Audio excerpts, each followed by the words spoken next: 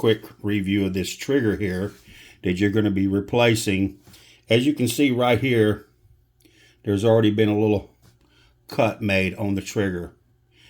All right, now if for some reason or another you install it and it's not wanting to function properly in the force reset mode, which will be the middle position, that little edge right here, this little edge right here, you will need to Dremel that down just a little bit.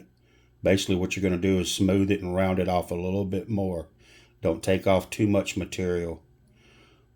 So if you run into that issue, this is the part right here, right there on the edge, that you'll need to round that off a little bit.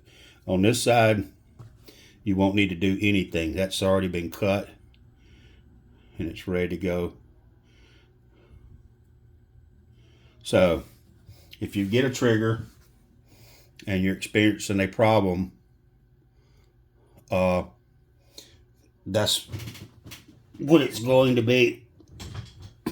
And you'll know because when you pull the trigger, like for example on this one, I've got it with it all the way out on the right hand side, which is the semi mode. So if you pull the trigger and it releases, and then you switch it to the middle position where it's sticking out on both sides, and you go to pull the trigger and it doesn't release,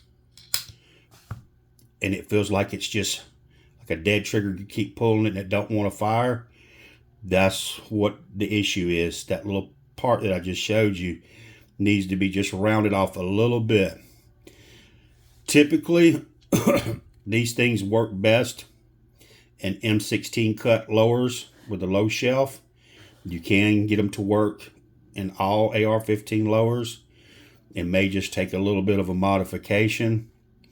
So M16 cut lowers, believe it or not, most of your Palmetto State, Anderson lower receivers, some of the cheaper ones, like they call the poverty ponies, those tend to be an M16 cut, and those will work perfect.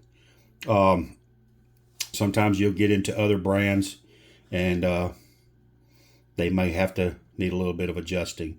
So in short, if you're in that force reset mode, which is the middle position, and you pull the trigger and you get a dead trigger where it won't release, then that's going to be the issue.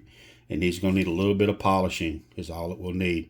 And when you install that lever on the camshaft here, make sure it looks like that.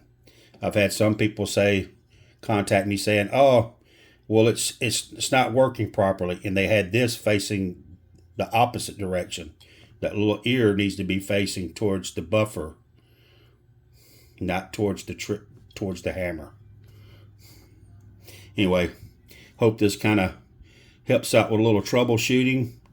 But just remember, all the way to your left, this is safe mode. You can't pull the trigger. All the way to the right, that's going to be your semi mode. And when you put it in the middle position, that's going to be your force reset. That's the one that's going to make it rapid fire.